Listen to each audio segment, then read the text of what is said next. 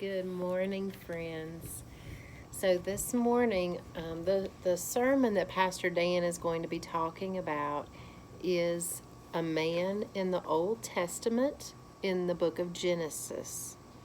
And this story starts in chapter 38, and I think it goes to chapter 52. There's more in the Bible, in the book of Genesis, or any book in the Bible, more time given to this man than anyone else in all of Scripture except for Jesus. This man's name is Joseph. Now, you may remember that Joseph, one of the things we remember is Joseph and the coat of many colors. So his dad, Jacob, gave Joseph a very beautiful coat. And he did not give the brothers anything, but he gave Joseph this beautiful coat. And Joseph bragged about the fact that he was his dad's favorite. He basically told his brothers, "Yep, I'm his favorite." How do you think that would make you feel? Angry? Jealous? So Joseph and his dad, I think, made mistakes. It's not good when parents choose favorites. And it's not good when brothers brag about having something that their brothers or sisters don't have. It's never good to brag about something that you have that someone else doesn't have. So, I want you to read the whole story. Long story short, though, Joseph's brothers, they wanted to kill him. Not good. They threw him in a pit. They left him there to die. And God was with Joseph and saved Joseph's life. And he ended up being led down to Egypt. And Joseph became basically an Egyptian. And he was recognized because he was a hard worker and he was smart. And so the Pharaoh of Egypt made him a bigwig in his kingdom. So Joseph was a leader in all of Egypt, and his brothers were starving. This is years down the road. Brothers were starving. So they came down to Egypt. They thought his brother was dead. They saw their brother and they were scared to death because they were asking for food. They were coming to the government, the empire of Egypt. They were asking for food. And who do they see but their brother? And they're like, "Oh, we thought he was dead. He's not dead, and he's going to kill us now because we tried to kill him." And Joseph said, "Nope, you meant it for evil, but God meant it for good." God was working the whole time. So you see, even though Joseph made mistakes, and his dad made mistakes, and the brothers made mistakes, just like, guess what? I make mistakes, you make mistakes, we all make mistakes. But the way is, how do we handle that? Can we say we're sorry? And how do we handle our emotions? It's very important. The more days that we have, the older we get, the more birthdays that we have. I pray that you will learn to control your emotions and not let them control you. Anger is a big emotion. There's nothing wrong with being angry or sad or happy. All those are great emotions. It's what we do with that emotion. We can't control feelings. We can't control our emotions. Feelings means the same thing. If we get angry, we can't control that any more than we can control when we're hungry. But what do we do when we're angry? What do we do when we're jealous? So this is what this book is about that I want to read to you. We need to learn to control our feelings. A Little Spot of Anger. It's a story about managing big emotions. And this is what Joseph learned to do, and his brothers eventually learned to do. It's very important that we learn to do the same thing. Hi, I'm a peaceful spot. I'm here to help you calm down. An angry spot when one shows up. Well, what's an angry spot? An angry spot is also known as anger.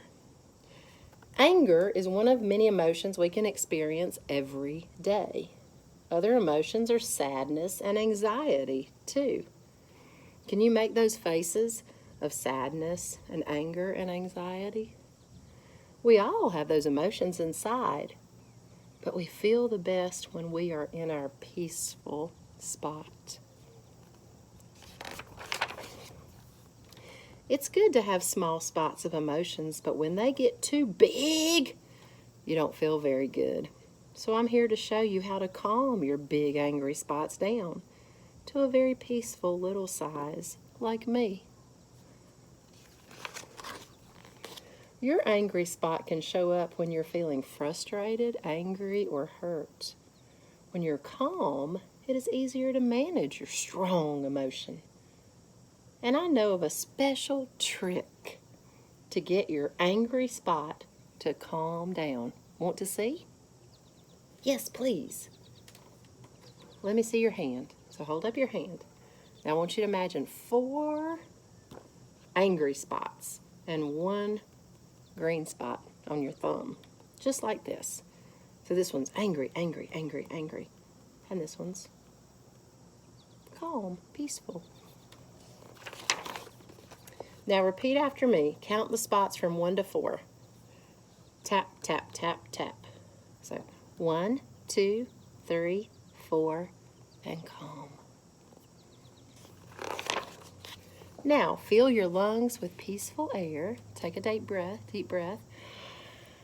and count your spots with love and care. 1, 2, 3, 4, 5. Now that you know what to do, let's take a look at some situations when your angry spot shows up. Well, this looks familiar. Remember when you tried to do something new and it didn't turn out so good? This can make you very frustrated. Look how big the angry spot is. I can't draw. She is angry. Her angry spot is huge. So when you feel like yelling, you should do this trick instead. Count the spots from 1 to 4. 1, 2, 3, 4, 5. Exactly. Once you begin counting, you're telling your angry spot that it's time to calm down and get smaller. Now fill your lungs up with peaceful air and count your spots with love and care. 1, 2, 3, 4, 5. Look how the peaceful air really cools down an angry spot. I feel so much better. Everyone has their own style of art, and I shouldn't compare myself to others. I'm still learning, and it doesn't need to be perfect. I'm so glad I'm peaceful again. Oh dear, here's another situation where an angry spot gets too big. I know when someone takes your toy, it can make you feel afraid that you may never see that toy again. That's my toy! Give it back! Oh, he's angry. Look at his big red spot. Instead of stomping your feet or growling, try and calm your angry spot. And you will see that she isn't trying to be mean, she's just trying to play. Count the spots from 1 to 4. 1, 2, 3, 4. It's working. The angry spot is already half its size.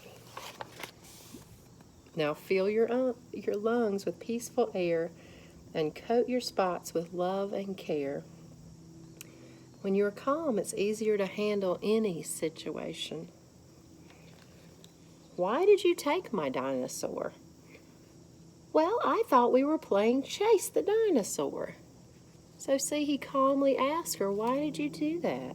Because he wasn't letting his angry spot get huge. See, he had a peaceful spot beside him. Let's look at some other situations when an angry spot shows up, like when you feel hurt because you think you've lost your favorite toy. Where's my dinosaur? It's in the toy bin. Your angry spot made it harder to find. Or when you try to make a masterpiece but something spills. My painting is ruined!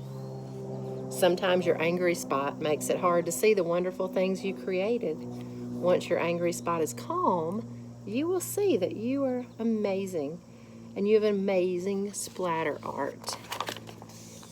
When you're calm, it's easier to look at any situation in a positive way. Remember, you have the power to calm your angry spot and make it into a peaceful spot. Count the spots from 1 to 4.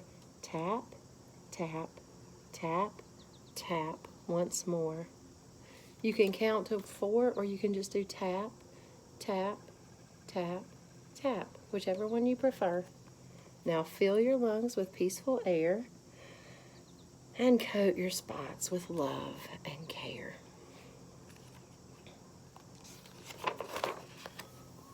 You can imagine your own spots or cut them out of construction paper and tap them to your fingers. You can also get real spot stickers in bulk from the email www.dianealber.com.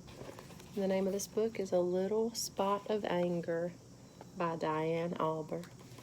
So I hope you enjoyed that story. And remember to read that story of Joseph in the book of Genesis, chapter 38, I believe it is, in the Bible, about Joseph and his brothers. I love you. See you soon, I hope. We'll see you Wednesdays at 5, Jennifer and I, for Zooming.